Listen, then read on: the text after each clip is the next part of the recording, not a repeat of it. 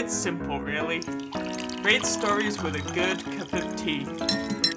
It's the Tea with Mike show. Tea with Mike fans, on this episode of the show, Mary Lou joins us. Mary Lou is a writer and author, so grab a cup of tea, sit back, and enjoy. Alright guys, welcome to another episode of the Tea with Mike show. Joining me for this one is Mary Lou. Welcome to Tea with Mike, Mary. Thank you.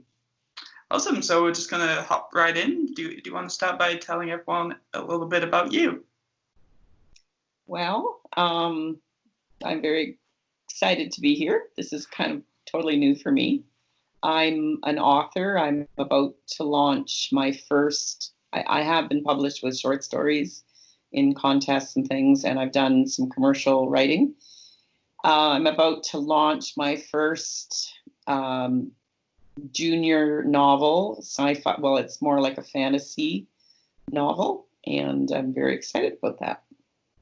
Awesome. And then, so how did you kind of get started in writing? And also, what is it that you love so much about being an author?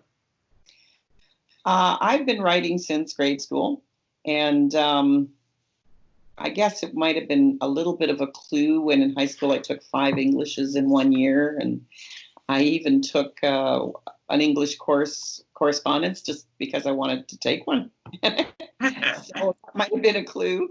I have been in writing groups for the last maybe 20 years. And I mean, I have, as I said, been published a little bit, but my computer is literally with manuscripts. Everything from short stories to poems to nonfiction, sci-fi, so many genres. I just write, and I love writing, and I've never not written. I don't remember. And I remember plotting with girlfriends, different stories and things like that back in grade 7 even. So. and so out of all of the subjects that you took at school, like English and writing, was kind of the one that stood out for you? Oh, I loved English. English and art were my 2 favorite subjects. And I was okay in everything else, but I love stories. I love telling stories. I love entertaining people. And I've done a little bit of theater and stuff too, but anything that tells a story and puts a smile on people's faces or sort of shocks them, I like having surprise endings. So it's unexpected. I like to be unexpected. I have a lot of quirky things that you wouldn't think somebody even my age would write, but I do. So as I said, just to entertain mainly. Awesome. And then so when you're writing, is there kind of an environment that you like to write in? Do you sit outside and write? Do you sit in a closed off room with the door shut? That sort of thing. No, I have my little corner. I have a little nest in my living room. I can see out my window to the trees, and we have a pond out our backyard, and so I like to look at nature. I can write anywhere. We go camping, I write. I do sit out on the deck sometimes and write as well. Literally, I can write anywhere. I can write on an airplane. I can write as long as I have my computer in front of me. Oh, so is it fair to say that like once you've immersed yourself in whatever you're writing and creating, you don't get, I guess, distracted by everything else that's going on around you? I don't hear anything else. I don't see anything else. I mean, I'm aware of other things, but I'm totally in the world that I'm in. And it's like watching a movie in my head, and my fingers are typing what I'm seeing. And then I go back and edit it, of course, because it's not all gold that comes out the first time. So. Oh, that sounds like quite difficult to do, because I know personally if I was doing lots of writing in that context, I'd be getting distracted by like every other thing around me, like the notifications on my phone. If I was outside, people talking 3 yards over, and so on. Yeah. No, the only thing is if I get a phone call or my husband talks to me, it kind of annoys me. It's like it takes me out of that world, and I have to go back into it and get immersed again. So I find that that annoys me because I really am in it, and I'm thinking too. Like my mind is always plotting. I mean, I wake up with stories. Oh, wow. I've written stories where I have and wake up. I went on a road trip. We lived in Thompson, Manitoba at the time, and we were driving to Winnipeg, and it was about midnight. And I had slept, and I woke up, and I had a complete short story in my head, and I just grabbed, a notebook and wrote it down, and yeah. So that happens quite a lot for me. I just have, and then I have an ideas folder. I have all kinds of folders on my computer. So I have one that's called ideas, and sometimes I'll have a snippet, like I'll have a wonderful title for something, or I'll have a first line. That's what happened with this book. And I'll stick them in a folder. I have no idea what it's going to relate to, no idea what it will ever turn into, if anything. It's just sounded cool to me, and I'll write it. So my first line of my book says, Jake wondered if he smelled. And I stuck that in a folder, and it's like it sat there for a while. And I was perusing my ideas folder, and I came across that, and I came across another line that had something to do with somebody named Esme with Jake. Totally unrelated snippets. And they turned into a book. Well, that's quite incredible how you can link random ideas together. So, yeah, I can do that. So let's talk about this ideas folder for a couple of minutes. So, like, do you put literally everything that randomly pops into your head into the ideas folder, or because of for the length of time that you've been writing, is a gut instinct and experience that tells you, oh, this might work and this might work? I have I have a lot of outlines of things too. So not only do I have a lot of stories that I don't think are good enough, but they don't interest me enough to rework them, but I have a lot that I am very intensely interested to work, but it's like which to pick first. I have quite a few. So currently on my author webpage, I have I am, because of COVID, I'm wanting to do my little bit and entertain the troops, so to speak. So I posted my short stories, some of them. Once they're posted there, of course, you can't submit them to a publisher. So it's a gift, but I'm mainly sending out stories about my rescue dog, Sammy. I have a little rescue dog. He's a schnoodle, a schnauzer poodle mix, and we've had him for 2 years, and he's terrified of men and was abused. And so I'm on my 9th Sammy story, and just telling, his journey out of being a terrified little guy to a more vibrant, happy little dog. So I tried to post one of those a week, and possibly 2, but also every once in a while, maybe once a week or once every 2 weeks, another one of my short stories. And I have different categories on my website that, if you're interested in sci-fi, some people are not, and, or fantasy or quirky or humor, or, there's other things. Yeah. And so how have these stories, more specifically this rescue story about you, dog, how has it kind of been received by your community and very, very well, and random people? Yeah. Yes, like I have a lot of followers already. I just put my website up a couple months ago, and I really wasn't out there like that, but I'm part of a mastermind author group, the children's authors, and it's a course that runs 10 months, and I have a mentor, and part of it is to get to see a person through from very beginning to end to publish their book. So part of that was, get on Facebook, tell people about your stuff. Build a website? Build a website, yeah. So that's a little out of my comfort zone, all of that. I'd rather write than tell people about writing. Although I don't mind writing about that too. If I'm writing about that, I will share the process on my Facebook author page too. how that's going, like looking for an illustrator and, finding an editor and going through the editing process and all of that. So people find that interesting. I also belong to Rescue Pet Parents website, which is other people like myself that have a rescue animal. And so a lot of people, not a lot, some from there have also, joined in and are following along with the adventures of Sammy. And so I have people say, when's another one coming out? I read your last one. And they enjoyed it. Yeah. So I guess they find them entertaining to find out his progress. And it's good for me too. I look back on where he came from, and it's amazing how far he's come. But I'm doing it chronologically from the beginning. Oh, wow. Nice. From what I remember. And probably at the end of it, I'll have another book of Sammy's stories. So what would you say is the hardest part about writing now? From what you're telling me so far, at least I don't think for you it's the ideas section, which for a lot of people is quite challenging and difficult. Yeah.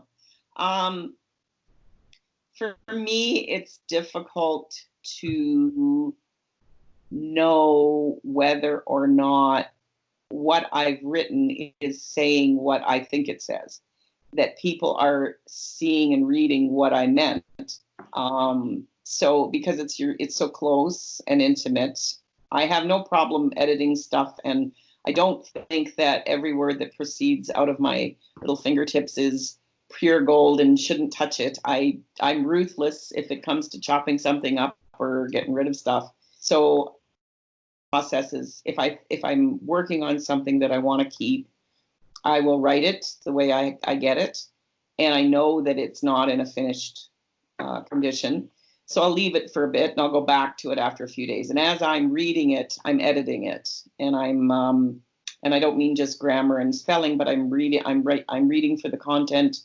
I'm reading for the flow. I read a lot of times. I'll read it out loud and see whether or not it hits my ear correctly or hits my ear right, and just rework dialogue, or I just trying to keep in mind the elements of good writing and good style. Like, is a certain length thing too long, or am I using too many of the same word in a paragraph? We all have our pet things where I use the word really a lot to go back and edit it out of my writing, because I often tend to write the way I talk, and that doesn't make for good writing. So I will go out and I'll edit that out, and sometimes I'll delete whole scenes.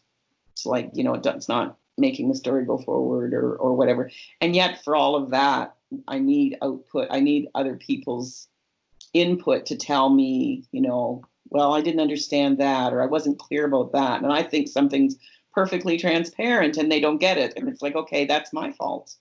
It's not their fault. It's my fault because I haven't made it crystal clear to them. And so, I don't have a problem going back there and tweaking it a bit so that it's clearer. Okay, awesome. And then, so obviously, maybe this is a little bit closer to when you first began to write. How difficult was it at the beginning to not get it too attached to any one given idea in case it didn't work out or it wasn't well received? Well, I didn't share a lot of my stuff at the beginning. Sure. I had it all. I mean, I started when it was a typewriter and I had to write it. And so, and I wasn't I made a lot of typing mistakes and I hated it. And I loved when the computer came out. It's great. So I didn't really share a lot. But then when I lived in Kenora, Ontario, I joined a writers group, and we gave each other, we got to read our stuff to each other and critique it. And I found that extremely valuable. And I belong to a writers group in Red Deer here too, that Writers Inc. and extremely, extremely beneficial. You get where people that are other writers have experience, and we have a large range, from the beginning writer that is timid and nervous about their stuff, and we're pretty gentle. If you don't want a harsh critique or you don't want us to be mean, we'll we'll be encouraging and just, sometimes I'll say, I'm not looking for content or whatever. I just want to know, does this seem real to you, this part or whatever? I might have a question. Things, Yeah. Like I just don't, maybe because I'm too close to it, I can't see whether that character that I wrote is doing what he would do or what I'm saying he's doing. And then I want your opinion. Or I will have, whatever you got for me, I'll take it. And somebody will say, well, you left a comma out there or whatever.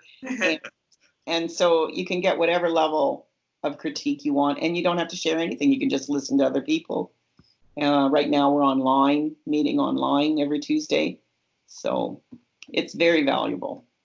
So, seeing as you brought it up, how has the transition been from meeting in person to online for the group? Well, like I said, we just started. This is the third week, and I have to confess that I've got so much going on right now with my life that I was like a half an hour into Tuesday night and realized I'm not on my writers group, and that really upset me. I was gone for a whole year. I had to help my aunt with something like an estate, and so I was living in Ontario for over a year, and I've just been back since Easter. So I didn't get to meet with my group except for a couple times, and I really missed them. So I think that it's going very well. They're doing Zoom meetings, and you can go at Writers Inc. I think it's the link. I should look it up. It's Red Deer Writers Inc. anyway, and you can join online. I'm sure that there's accommodation for that. Awesome, and then let's flip it a little bit. So you spent 7 years in the Canadian Armed Forces. How did firstly, how did that come about, and B, what did that experience teach you about greater life? Well, that's where I grew up. I was 19, finished school, and had no clue of what to do with my life at all. I didn't know what I was going to do, and didn't have a lot of prospects. I had a high school education. I did well in school, but didn't know that I could be a writer, or I didn't have people in my life that could really foster that or clue in and go, light bulb, she probably should be a writer or a journalist or whatever. So it was just like all about getting a job. And I was living in Hamilton, Ontario at the time, and at home. And my stepfather, I saw two guys that were in Army uniform downtown, and it was kind of like, well, they're not your usual short, they got short hair. They looked really clean cut and kind of cool looking. And I thought, well, I knew they were military, but I didn't have any clue what that was. Anyway, I had this mistaken impression that, if you joined the Army, like you were digging trenches and peeling potatoes and never let you out of there for years. And you were theirs. And when I went down, I wanted to join the reserves, because I did not want to be, in prison for for the rest of my life or whatever. So I went down to the recruiting center to ask, and they said, well, we are not the reserve center. We're the regular force. And they could have cared less whether I was going to join them or not. And I was surprised, because they weren't real, they had their quotas. They were not looking for new people, really. And they put me off for several months, and I was 5'0". Maybe that had something to do with it. I don't know. That was their very minimal, height thing. And so anyway, through a series of different things, my stepfather knew somebody, and he said, well, phone every week. And so I phoned every week all summer. Said, you got a spot? You got a spot? You got a spot? And so a whole long list of stuff that I had aptitudes for, which was amazing. I had a mechanic, I had airframe technician on there, and but they didn't have trades open. Like, you have to have a trade that you have aptitude for, that they also have an opening for. So that limited things. And unless I had a specific trade that I really, really, really wanted, which I didn't, then I would have to pick what was open. So I actually picked finance because I knew nothing about it. I thought, well, they'll teach me. So that's what I did. I did finance. So I was in pay. I was in claims. I got to be the base cashier in Lahr, Germany for a stint. That was really exciting. I met my husband there. And yeah.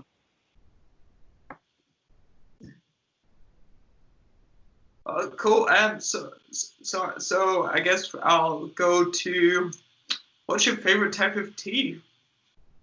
Well, currently I am drinking Mandarin orange green tea. My favorite, though, is Rooibos Bavarian chocolate. And I really only have that as a treat when we go to Glenn's Tea House in Red Deer. But otherwise, I love Earl Grey. I like just regular red rose tea with cream. So, have you ever had a Yorkshire tea? No, I haven't.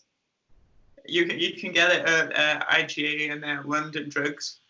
I describe it as a little bit stronger than red rose, and obviously English breakfast tea and red rose are pretty similar.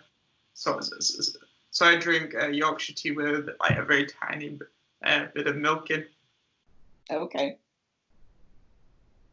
How many cups of tea would you say you drink a day? Well, actually, I drink coffee in the morning. I'm a coffee drinker in the morning. So I'll have maybe 1 to 2 in the afternoon and evening. Not an awful lot. Also, and then, so the tea fact for the episode is the perfect water temperature varies by the tea. Green and white teas require water of at least 150 degrees Fahrenheit, while the strongest variety, so black, needs boiling water of 212 degrees Fahrenheit. And that comes from countryliving.com. Wow. I always thought it just had to be boiled, like boiling water. That's it. Yeah, well, yeah, it's kind of crazy. It's actually crazy what you learn. Obviously, then we have the modern kettles, so that obviously speeds it up to the appropriate temperature a lot faster by this method. Awesome. So you write in a lot of different genres and styles. If someone put you under pressure, which one is your favorite? Sci-Fi. Okay. Yeah. Any particular reason for that? Well, sci-fi fantasy. Because the sky's the limit. I have quirky things that come into my head, and I just, you can invent so much, you can imagine so much that don't have to follow the rules. I mean, they do have to follow the rules of logic, but you can create worlds. I think it's the genre. Those two genres are the best as far as being able to create, wonderful worlds of the imagination. And I also like mystery. I like figuring out characters and how they think and why they do what they do. And they're constantly doing things that I never meant them to do, and they end up doing them, and I have to write it in there and figure it out and tell them to stop, but they don't listen. So I just love figuring out people's motives and why they would do something. If you have a character, so much of what they do flows from what they are. And I like doing that. I like messing around with people's motives and awesome. And so do you ever base these motives off real life situations and people that you've met, or do you try and keep it like out of the world that we live in, basically? I don't ever have characters that are exactly like a person that I know, never. But they do inspire me. People's characters are quite repetitious, actually. But they're very many and varied as well, like very unique. So what a person looks like, very often I'll have in my mind, a certain person, okay, he looks like that. But he's not like that. He's like this. And sometimes, I'm very plot driven as well. So sometimes I don't have a lot of patience for describing, what she was wearing. It was a yellow dress. It was a red dress. She had red hair. She had green hair. I don't care. What did she do? What happened next? So I have to actually, that's one of my failings, is I have to go back and care about what she's wearing. So because I want things to move. I want the plot to go forward and be interesting, and I want people on the hook.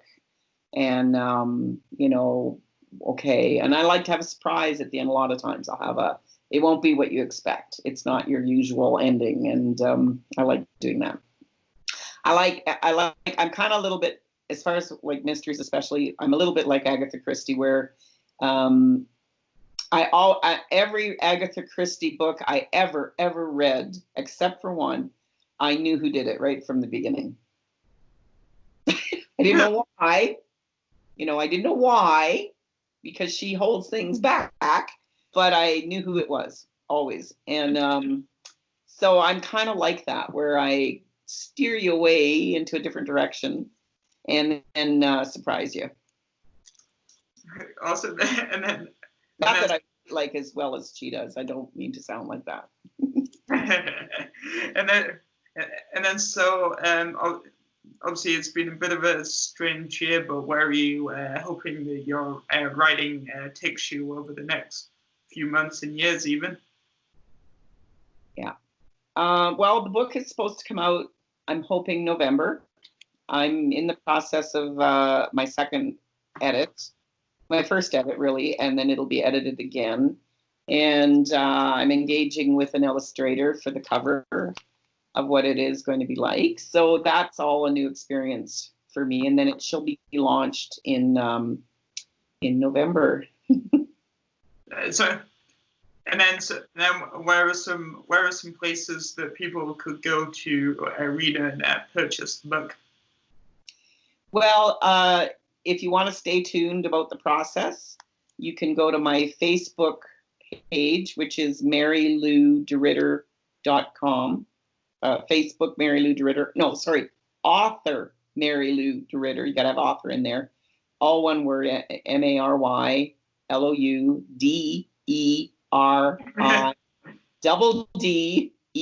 No T's in there. DeRitter. And, or you can go directly to my author website, which is marylou.com. And that's where the stories are being posted, and I will have news when the book comes out. And then maybe you don't know. So can people buy it in what's an obvious place? Oh, like chapters, for example, or is it a little more? No, I've been thinking long and hard about this. Like I could get it published and but I don't want to be a distributor. So I am going to get it. It's Miriam Laundry Books that will be publishing it, but it will be uploaded to Amazon, and you can get it through Amazon. Oh, that's cool. So like an electronic version too? Yes, both. Oh, both. Both and electronic.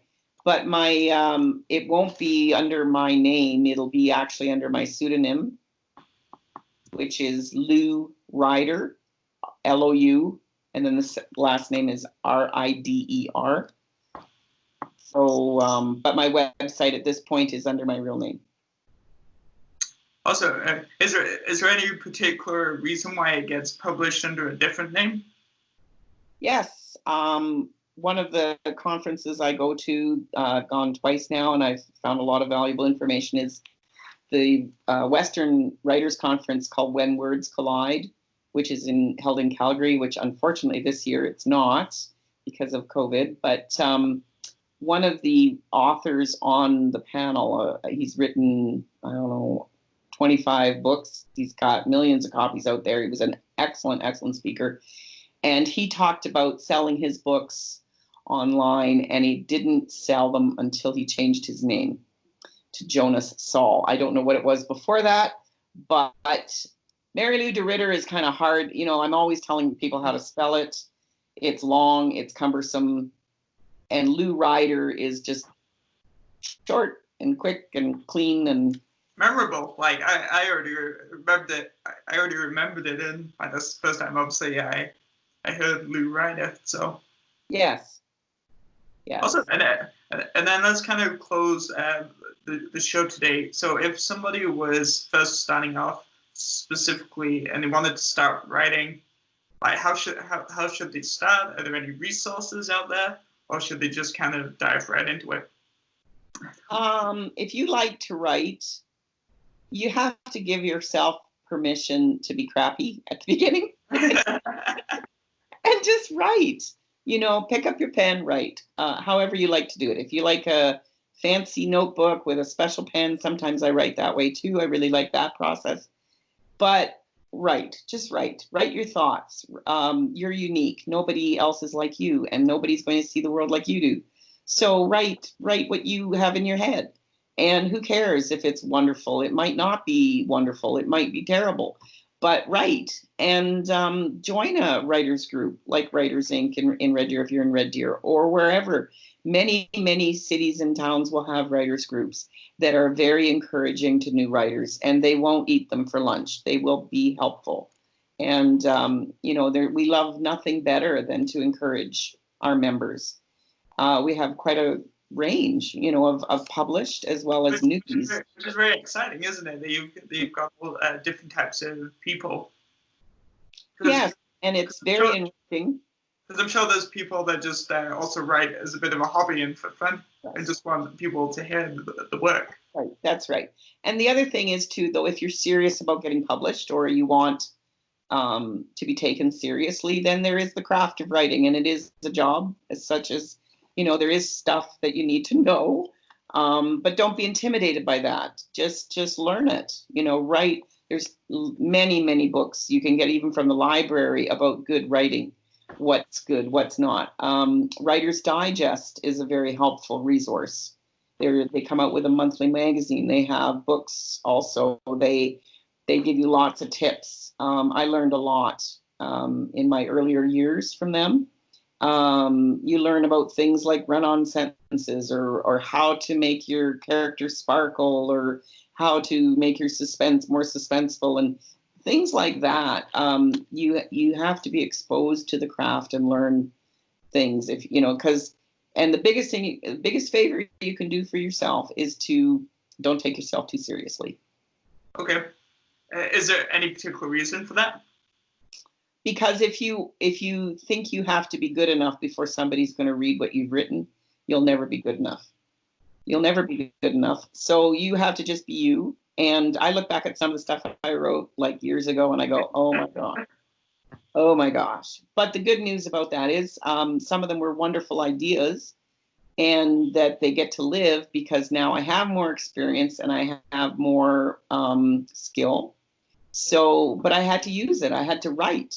It doesn't show up automatically. It's not gonna come down from the sky automatically on your shoulders and bequeath you with writership. It's work. It's fun work. If you don't like it, then you're not a writer. If you like it but you're not sure of yourself, join the club. Like Sammy, my little dog, helped me to see that he was scared to be seen, to be known.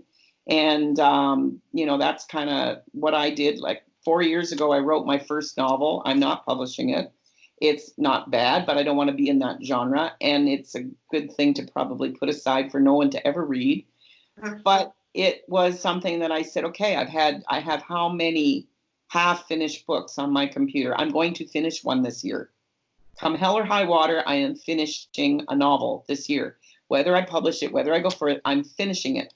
And so I set that goal and I met that goal. And then as a result, again, it was good practice for me to actually do the things I needed to do to be successful. And in my mentorship, I'm just going to give a plug to Miriam Laundrie in my mastermind group that I'm part of. One of the things she said was she used the word author, and I had kind of a light bulb go on in my head. I've always considered myself a writer, but I never called myself an author, when in fact I was, because I've been published, but I didn't see myself as an author. And now I do. Whether my book is out there yet or not, it's going to be out there. But I am an author. I have been published in many various little ways. And so, that means getting known, which is a little scary. So. Oh, cool. Awesome. So very quickly, what is the actual definition between an author and just a writer? Is it that publish element? Yes, it is. And you can be published in many ways. Like by published, you can be you can be published on your own website if you want to be technical about it, I guess. The publishing world has changed an awful lot. No longer is it a stigma to write your own stuff and get your self-published. It's the way to go because publishing does not have the resources or the time to take your book and whip it up from a diamond in the rough to a diamond. They don't have time. So Amazon, like it or love it or hate it, has been a boon to authors. There's some horrible stuff on Amazon. I'm sure. That's like good stuff too. So there's no reason why you can't be self-published if you want to go that route. I have kind of a hybrid with me. I'm self-publishing, but I am being published. It's kind of both, and because I've never done it before, and I didn't want to reinvent the wheel, and it's a lot of work to do that. So I needed somebody to take me by the little hand and keep me on track, and navigate the stuff that I don't like to do. I'm not a technical person, and I don't like print sizes, and my illustrator wanted to know what size the book. I have no idea. I have to go research that. And it's not where I want to do, but I got to do it in order to publish this book. So, there's work involved that you may not love. And so.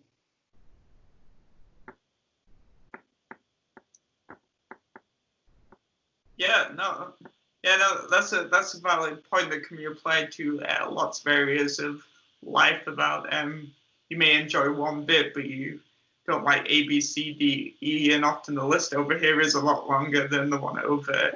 Yeah. If you want to take it more seriously, more than just a hobby, then you have to learn how to do all the different parts. Yeah, and there's nothing wrong with it being a hobby either. No. I had a lot of enjoyment out of a lot of years.